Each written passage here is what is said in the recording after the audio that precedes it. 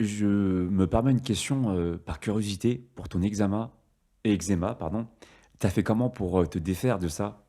Parce que c'est quand même un sacré challenge là. Alors, ouais, c'est un sacré challenge, ouais, en Ouais. effet. C'est vraiment, ça fait partie ça colle à la peau. Ah bah, c'est le C'est, cas de le dire. Ah ouais. et je suis à fleur de peau, hein, comme garçon. Donc, en effet, je crois que j'ai accepté. Alors, déjà, j'ai vu une médecine traditionnelle chinoise qui m'a apporté récemment des réponses assez impressionnantes sur ce terrain-là. Des prises de la pharmacopée chinoise, quoi, des prises de plantes D'accord? sous forme de tisane. Hmm. Et dans leur vision, elle m'a chassé le feu du sang. Donc voilà, une vision chinoise et millénaire.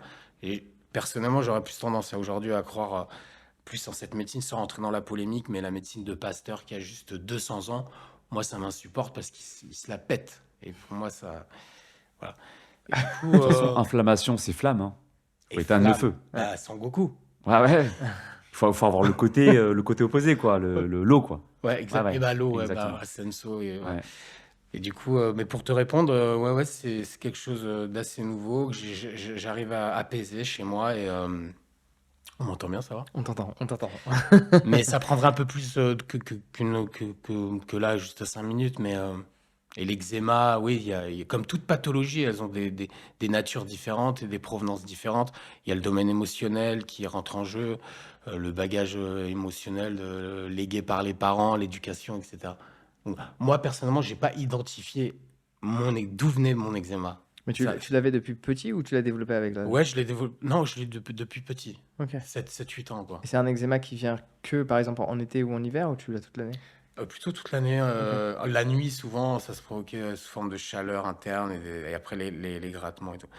On va me faire mon petit bilan de santé. Ah. Non, mais Voilà, c'est en tout cas, intéressant je parce suis que content on de. a tous à un moment donné des problèmes qui peuvent émerger. Moi, j'ai eu des phases où j'ai dû gérer énormément de stress et j'ai eu un peu de psoriasis derrière les oreilles qui s'est manifesté et je sais que c'est relié au stress. Tu vois. Ouais. C'est peu visible, moi je le sais.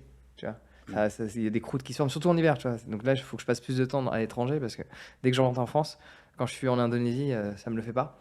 Mais avec le froid, ça se remanifeste, on va dire. Mais, Et donc forcément, on peut tous avoir des problèmes de peau. Moi, ma cause, je suppose qu'elle vient de quelque part. Donc on va dire c'est pas forcément plus simple parce que même quand tu as la cause, tu peux pas forcément régler le problème. Tout dépend de à quel point le problème est présent dans ton quotidien. Tu vois, si tu arrives à savoir que, je sais pas, c'est telle lumière qu'il y a chez toi qui te cause tel problème de peau, il faut changer l'ampoule. C'est relativement simple. Après, il y a des causes qui parfois tu peux pas les changer aussi facilement que ça. Tu vois, par exemple, enfin, je sais pas, j'ai pas de gens qui vient, mais quand c'est quelque chose qui est dans ton quotidien et dont tu as peut-être envie de te libérer, un membre de la famille, ceci, cela, qui peut causer quelque chose, ben forcément, ça va alimenter la conséquence. Et les problèmes de peau, on en a tous. Il y a plein de gens qui sont victimes d'eczéma. Enfin, je sais pas si on peut appeler ça d'ailleurs, victime d'eczéma. Est-ce que tu te sens victime de l'eczéma? j'en Tu sais veux rien. porter plainte contre l'eczéma? Alors pour dans l'eczéma, il y Mais a donc des. du coup, pardon, vas-y. Non, non, je laisse passer. Mais moi ça m'intéresse, hein. La médecine chinoise que tu as utilisée là, c'est quoi comme type de plante exactement? Alors, il y avait de l'angélique, mais justement, c'est ça qui était intéressant, c'est que moi, je cherchais complètement à comprendre la composition de ce que je prenais. Et c'était difficile pour la médecine, pour moi, parce que je connaissais pas ces plantes. J'aime bien l'herboriste et tout, mais j'arrivais pas à définir. Alors, du coup, je me suis foutu la paix, j'ai pris ces plantes. Et donc, si j'ai un conseil à toutes les personnes qui souffrent de ça, c'est en effet de varier les traitements. Bon, alors, la dermatologie aujourd'hui propose de la cortisone quasiment uniquement pour répondre à cette problématique, ce qui fait que tu es sujet aux effets secondaires. C'est pas, et puis si tu règles pas fondamentalement le problème à la base, voilà. Bon, voilà. Si j'ai un conseil à donner, allez voir un médecin chinois. En effet, c'est pas remboursé. On se demande pourquoi. Et puis voilà, chacun après. Mais vraiment, j'ai eu de bons effets avec la médecine chinoise. C'est vraiment chouette. Ouais. Moi, je peux rebondir là-dessus parce que, en fait, quand j'avais 23 ans, j'ai traversé un petit épisode dépressif. J'étais pas bien du tout suite à une séparation avec une fille dont j'étais amoureux. Et puis, c'était un peu ma Le grand première classique. grosse peine de cœur et tout. Et j'ai un copain qui s'est présenté là pour me dire: «Ah, tu devrais essayer l'acupuncture et tout, j'ai une bonne adresse» et j'ai découvert ça et en quelques séances, en fait, ça m'a sorti du marasme. Du coup, j'étais là, bah, ça a ouvert des portes en moi, voilà, parce que j'avais jamais entendu parler de ça avant, et hem et donc en fait, après, j'ai rencontré un acupuncteur à Paris, qui est aussi médecin généraliste et depuis plus de 15 ans maintenant, je vais, tous les 2 mois faire ma petite séance d'acupuncture, juste pour, entretenir la machine, en Mmh. fait. Mais concrètement, qu'est-ce que tu ressens? Moi, j'ai jamais fait, Ouais, d'ailleurs, j'aimerais vraiment en faire, donc il faudrait que tu me passes ton contact vu que je suis à Paris pendant un petit moment. ouais, ouais. Ça m'intrigue ce système, dis-moi si je me trompe, hein, mais système d'aiguille sur des points particuliers dans le corps, enfin plus ou moins tout le corps. Tu te mets à poil, qu'est-ce qui se passe? Non, non, Voilà, c'est non, non, non? alors en fait, c'est, Clique les il y a pieds, une philosophie derrière qui est que notre corps est traversé de centaines et de milliers de canaux énergétiques. Mmh. On retrouve ça en fait dans la médecine indienne aussi, en fait, hein, c'est très très proche. Oui. On a des méridiens et en fonction de notre constitution, il y a certains méridiens qui sont bloqués. Tu vois, en fait, c'est un peu comme à l'image des circuits intégrés et l'énergie, elle circule et il suffit qu'il y ait un nœud à certains endroits pour que ça bloque. Et quand ça bloque trop, bah, ça crée des pathologies. Donc, je trouve que la philosophie de cette médecine est très belle parce que, en fait, l'idée, c'est de prévenir plutôt que d'avoir à guérir. Mmh. Alors que nous, notre médecine occidentale, qui est très efficace dans des cas d'urgence, elle est quand même très lacunaire en ce qui concerne la prévention. Mmh.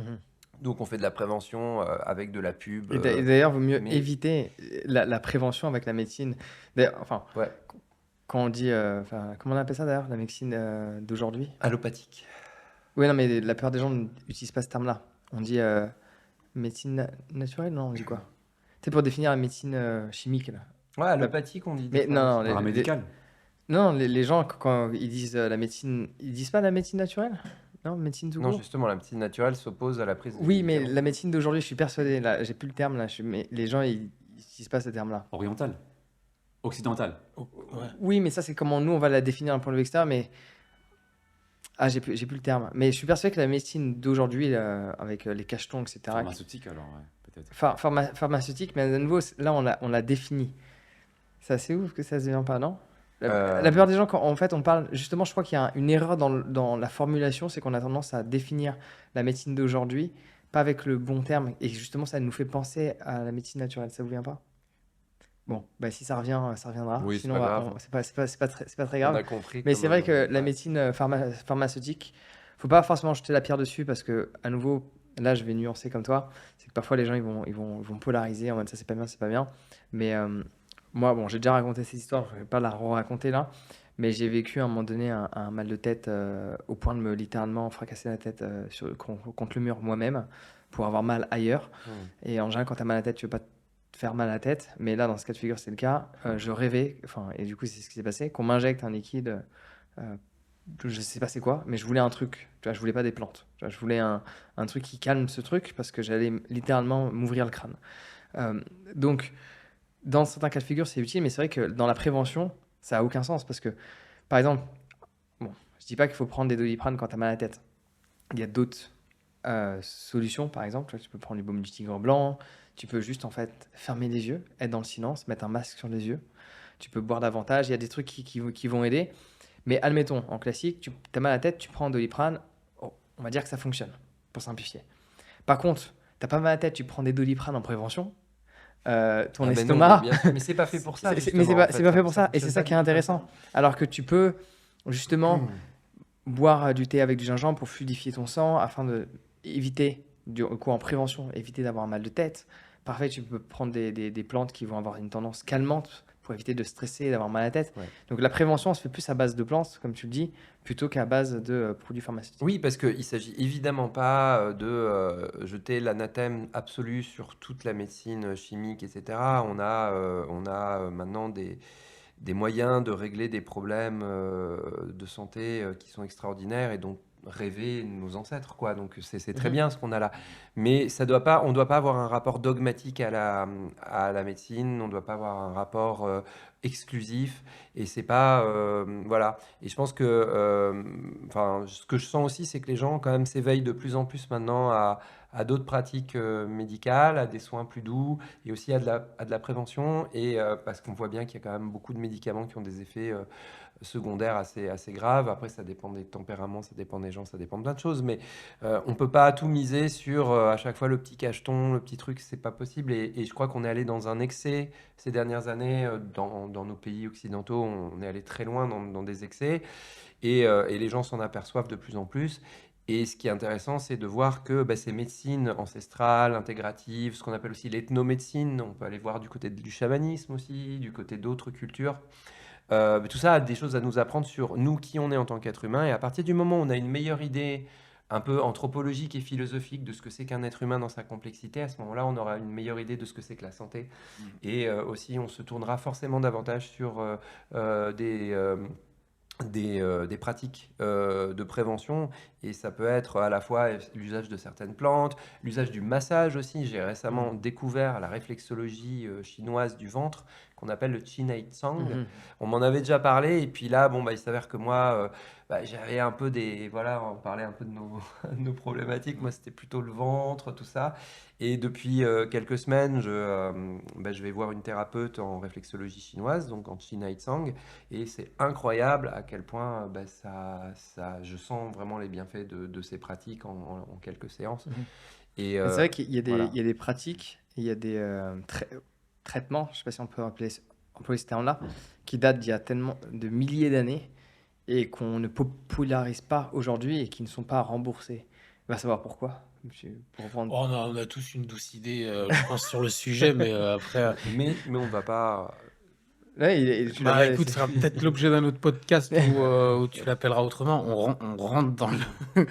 Mais pour revenir au Chinet Sang, c'est un massage des organes internes et c'est juste impressionnant. C'est pas forcément agréable tout de suite, mais voilà, ça Ça a des remue, hein, effets. ça brasse, des fois ça peut faire un peu mal parce qu'on Ouais, a des blocages là, on n'y pense pas on y d'ailleurs. pense On pas. pense à nos blocages de cervical, de dos et tout, mais en fait, les organes internes, ils sont Ouais, ultra réactifs à notre sensibilité, au tout à stress fait. notamment, et c'est là que se love, énormément de problèmes peuvent se lever Bien sûr, dans ces cas. émotionnellement, le mal de bide, quoi. Le comédien, enfin n'importe qui, une prise de parole en public où la réaction souvent est logée par ici, quoi.